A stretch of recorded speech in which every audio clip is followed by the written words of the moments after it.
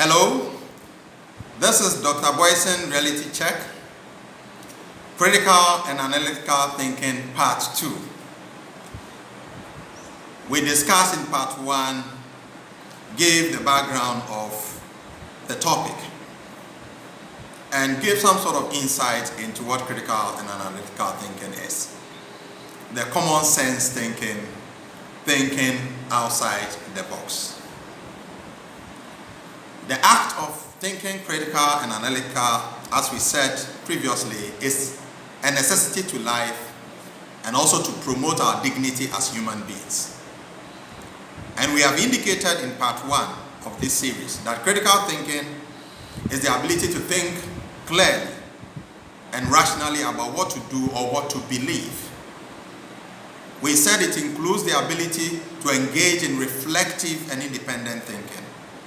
And again, we describe analytical thinking as the ability to visualize, articulate, conceptualize, and solve both complex and uncomplicated problems by making sensible decisions based on the available information. But there was a question to answer in the first part, that which box are we talking about? If we are thinking outside the box, which box are we talking about? So to think outside the box is to apply the component of critical and analytical thinking. So which box are we talking about? The box is not our mind because we cannot think out of our mind. The box is the boundary within our minds. It's the boundary within our minds. It is the boundary between what we know and what we have not yet or talked about before. Example, education, environment, family, workplace, theories create these boundaries for us because we have knowledge about these things. No one knows what is outside the box or that boundary. How do we go outside the box?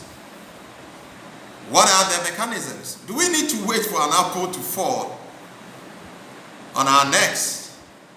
Or there are specific techniques to do that? See, reality is out there for us to perceive. So we have a lot of ideas which are convergence information. In fact, convergence information is thinking within the box. It is made up of ideas, concepts that already exist. So they are the dominant ideas. Whenever we want to think about something, we have an idea. These are the dominant ideas in an area, and we know how things should be. We have requirement, specification, and we know how things should work because that's how they've been all this while. But to think outside the box, we need something little, something that goes beyond convergence information, something that is raw, something that is probably absurd. Apparently, it is not relevant, something that takes us far.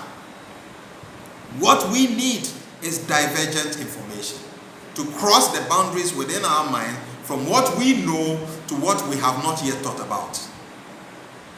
This is an essential mechanism that is necessary, and it takes us to a place where we really don't know where to go. But there's a temptation to return into the box. However, we need to resist this. We need to value long thinking and not deep thinking and smart thinking. Long thinking takes us far. Long thinking indeed is thinking outside the box. In long thinking, we can use association of ideas and combination of ideas, extractions of principles and application of those principles in areas that we have never used them before. We need to be open-minded, we need to be fluent, we need to look for alternatives and not correct answers.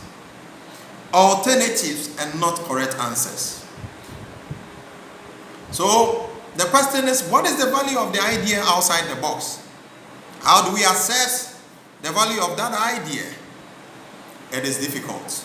If it is really new, then no one or nobody has ever seen it before. As if we learn it on a new planet, totally a new discovery. it is difficult to determine the value of something which is new because we don't feel the title to it. We don't feel to be the generator of the idea.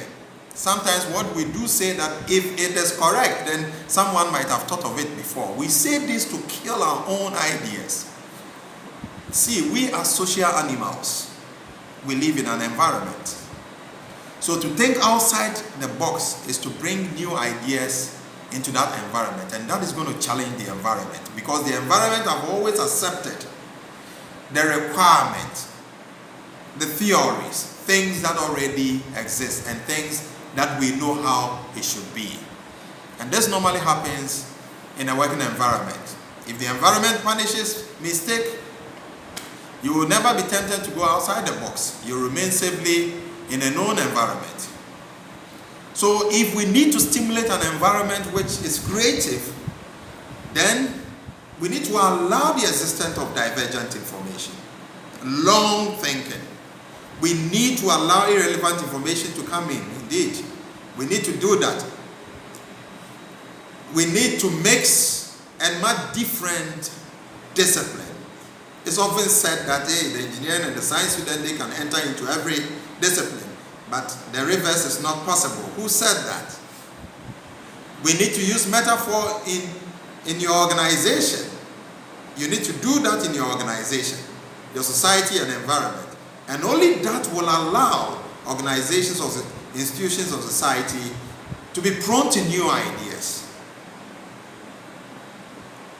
Bob Marley said something, and that was quoted from Marcus Garvey's book. And he said, emancipate yourself from mental slavery. None but ourselves can free our mind. So none but ourselves can free our minds from thinking within the box. We need to emancipate ourselves from that, to think outside the box for our individual freedom, societal freedom, and political freedom, and of course, economic freedom.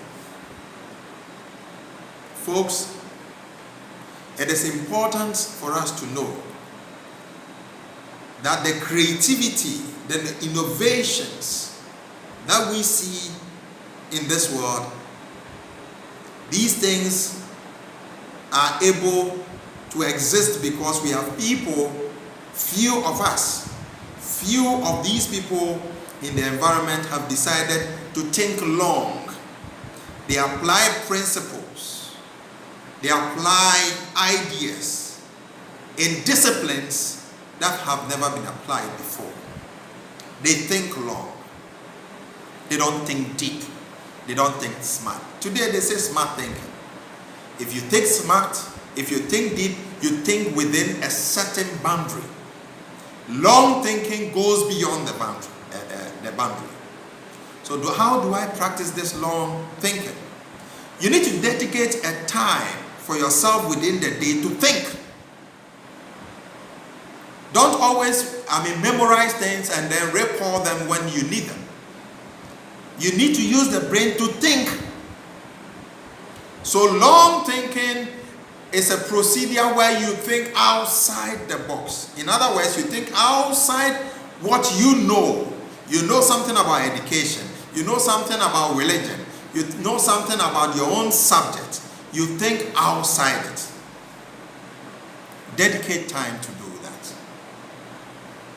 And it will amaze you what you will discover. Because that's how God created us, to think.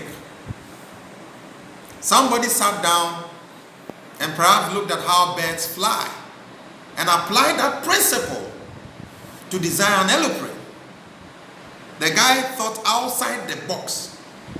The same principle of the bird flying was applied to a metal that could fly and convey people from one destination to the other destination. You have that ability because God has embedded that in you. So learn to think outside the box. Dedicate time. What I normally do is that when I have the time that I want to use to do my thinking, either I get myself enclosed in my room, I put the light off, I free the mind of all the worries of the world and begin to find myself in my own world and begin to think. Sometimes you conceptualize that you are in a forest, you are alone, there's no one there, you have the green vegetation, and you find yourself in an environment where the animals are all friendly. We find yourself in a stream, a very pure river flowing that, you can even drink from. And then you find yourself in a valley flowing with, water. And you find yourself flying somewhere. Begin to think, long thinking. And it will amaze you what you can do. It will amaze you what will come to your mind. And that is what we need to do if we want to solve problems. Theories and principles and requirements and other things limit our thinking. And that is not what we were created for. So learn to think long. Learn to think outside the box. And when you do that, it means that you're able to apply common sense in solving simple problems and perhaps complex problems. Thank you for your time.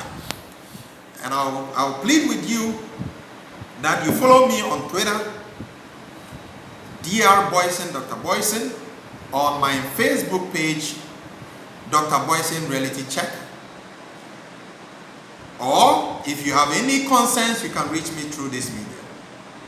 Thank you for your time and keep believing in yourself, because that is what God made you to be, that you will succeed, and failure should not be an option for you. Should you fail, you rather learn, because failure is even dangerous, because your rebound will be dangerous than even people allowing you to succeed. Thank you for your time. God bless you. We meet another.